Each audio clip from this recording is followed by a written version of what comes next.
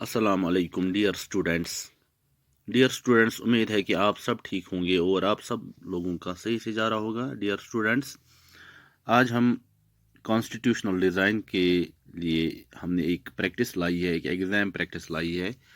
Dear students, कुछ important questions को discuss करेंगे यहाँ पे रिगार्डिंग द कॉन्स्टिट्यूशनल डिज़ाइन। तो यहाँ पे ये रहा हमारे लिए पहला क्वेश्चन, आपके लिए पहला question. Dear students, which national leader tried to draft a constitution for India far back as in 1928? Question समझ में आ गया? ठीक है ना? Which national leader tried to draft? किस नेशनल लीडर ने कोशिश की कि इन कॉन्स्टिट्यूशन ड्राफ्ट किया जाए इंडिया के लिए इन 1928? Dear students, the answer of the question is Pandit Motilal Nehru tried to draft a constitution for India in 1928. सबसे पहले जो कोशिश की थी, he was Pandit Motilal Nehru. He tried to draft a constitution for India in 1928. Dear students, ये रहा आपके लिए दूसरा question. When were the elections to the Constituent Assembly held in India? Constituent Assembly के लिए कब elections हुए India में सबसे पहले? The answer of the question is here. The elections to the Constituent Assembly were held in July 1946. इसके लिए जो इलेक्शंस हुए कॉन्स्टिट्यूएंट असेंबली के लिए वो जुलाई 1946 में हुए। यहाँ पे ये रहा आपके लिए और एक question. Dear students, when was the first meeting of the constituent Assembly held? Constituent Assembly की पहली मीटिंग कब हुई? डियर स्टूडेंट्स, ये रहा इस क्वेश्चन का answer. The first meeting of the constituent assembly was held in December 1946। Constituent Assembly की पहली मीटिंग दिसंबर 1946 में हुई। डियर स्टूडेंट्स, और एक क्वेश्चन है हमारे पास यहाँ पे। When did the constituent Assembly adopt the Constitution of India? Constituent Assembly ने इंडिया के आइन को कब अडॉप्ट किया? When was it adopted? When the Constitution of India was adopted? Dear students, the Constituent Assembly adopted the Constitution on 26 November 1949. Constituent Assembly ने हिंदुस्तान के आइन को, हमारे मुल्क के आइन को 26 नवंबर 1940 को अडॉप्ट किया। It was adopted in 1949. Dear students, इसी तरह से हमारे पास यहाँ पे बहुत सारे क्वेश्चंस हैं। जैसे कि एक क्वेश्चन है यहाँ पे, name some important members of the constituent Assembly. Constituent Assembly के कुछ इंपॉर्टेंट मेंबर्स के नाम बताइए। Dear students, the question here is, जो कॉन्स्टिट्यूएंट असेंबली थी, कुछ इंपॉर्टेंट मेंबर्स, इसको मैंने डिस्कस किया था टॉपिक में। एक टॉपिक हमने लिया था जिसमें हमने ड्राफ्टिंग कमेटी और कॉन्स्टिट्यूएंट असेंबली के बारे में डिस्कस किया था और कुछ इंपॉर्टेंट मेंबर्स के बारे में वहां पे बात की थी। यहाँ पे यही सवाल है, हमसे पूछा गया है, तो यहाँ पे इसका जवाब है, इसका आंसर है Some important members of the Constituent Assembly were Dr. Rajendra Prasad, Dr. Bhimrao Ambedkar, Pandit Jawaharlal Nehru, doctor S Radhakrishnan, के एम मुंशी। ये थे कुछ इंपॉर्टेंट मेंबर्स कॉन्स्टिट्यूएंट असेंबली के। डियर स्टूडेंट्स, और एक क्वेश्चन है यहाँ पे, इसको भी यहाँ पे डिस्कस करते हैं।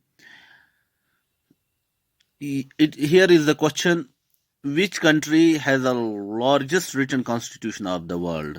एक इंपॉर्टेंट क्वेश्चन है। विच कंट्री, कौन सा मुल्क ऐसा है जिसके पास दुनिया का सबसे बड़ा लार्जेस्ट लेंथी रिटन कॉन्स्टिट्यूशन है?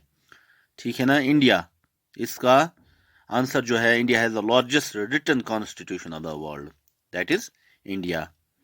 डियर स्टूडेंट्स, और एक क्वेश्चन है यहाँ पे हमारे पास। How much time did it take the constituent assembly? कितना समय लगा कॉन्स्टिट्यूएंट असेंबली को to complete the Indian constitution? Dear students, the answer of this question is, the constituent assembly took 2 years, 2 साल 11 महीने और 18 दिन लगे। ठीक है ना? During which 114 days of deliberations were held. ठीक है ना? 114 days of deliberations were held in framing the Constitution of India. इतना समय लगा, 2 साल 11 महीने और 18 दिन, जिसमें during 100, during which 114 days of deliberations were held in framing the Constitution of India. Dear students, इतना टाइम लगा, इतना समय लगा in order to Constituent Assembly को इतना टाइम लगा, इतना समय लगा after long debate discussion, और उसके बाद इतने समय के बाद Constitution of India कंप्लीट हुआ. ठीक है डियर स्टूडेंट्स. और एक क्वेश्चन है हमारे पास यहाँ, who is known as the father of the Indian constitution, और name the chairman of the constitution drafting committee of India. Dear students, दोनों का आंसर एक ही है. आप देख लीजिए, chairman father of the Indian constitution कौन थे, हम किसे कहते हैं, या जो चेयरमैन थे ड्राफ्टिंग कमेटी के, उसका नाम हमें बताना है. Chairman of the constitution drafting committee. Dear students, doctor Bhimrao Ambedkar is known as the father of the Indian constitution. He was the chairman, he was also the chairman of the, वो chairman भी थे. ठीक है डियर स्टूडेंट्स, वो chairman भी थे drafting committee के. Dear students, और एक क्वेश्चन है यहाँ पे, what are constituent assembly debates, what are constituent assembly debates. देखिए प्यारे बच्चों, each and every document presented and every word spoken in the constituent assembly में हर एक document जो which was presented and every word spoken, हर लफ्ज जो बोला गया वहां पे, इसको preserve किया गया, रिकॉर्ड किया गया as constituent assembly debate. Dear students, और एक क्वेश्चन है यहाँ पे, name the great leader of the Indian freedom movement who was not a member of the constituent assembly. महान लीडर का नाम बताना है, ग्रेट लीडर का नाम बताना है, जो कि फ्रीडम मूवमेंट के बड़े लीडर थे, who led the freedom movement but he was not the member of the constituent assembly. And the name of the question is, जो आंसर है यहाँ पे, name of the leader is, the great leader was Mahatma Gandhi. जो बड़े leader थे Mahatma Gandhi. He led the freedom movement but he was not the member of the constituent assembly. Dear students, और एक question रहा यहाँ पे, हमें उस लीडर का नाम बताना है who used to write in the magazine Young India in 1931. Dear students, the great leader, the name of the great leader and the answer of the question is Mahatma Gandhi used to write in the magazine Young India in 1931. यहाँ पे अभी हमने महात्मा गांधी का नाम लिया. ठीक है, बाकी क्वेश्चंस थे लाइक प्रेम्बल, इसको हमने पिछले वीडियो में देखा था, जिसमें हमने कुछ क्वेश्चंस को डिस्कस किया था. इसी तरह से और एक क्वेश्चन है, in a republic how is the head of the state decided और चूजन. देखिए इसका आंसर क्या है. रिपब्लिक में जो हेड ऑफ द स्टेट होता है, he is the person elected by the people directly or indirectly. ठीक है ना. रिपब्लिक में कोई जो हेड ऑफ द स्टेट होता है, he is not hereditary, he is elected. Socialist तो हमने देखा था, what is socialist. इसी तरह से यहाँ पे और एक क्वेश्चन है यहाँ पे, लिबर्टी को भी हमने देखा था प्रियम्बल में, ये क्या सिग्निफाई करता है, ये क्वेश्चन भी हमने पिछले वीडियो में देखा था. यहाँ पे फ्रेटर्निटी के बारे में ये भी प्रियम्बल में आ जाता है. इसका मतलब तो यही है कि fraternity, that in the Indian constitution it means that all of us should behave as if we are the members of the same family. ठीक है ना.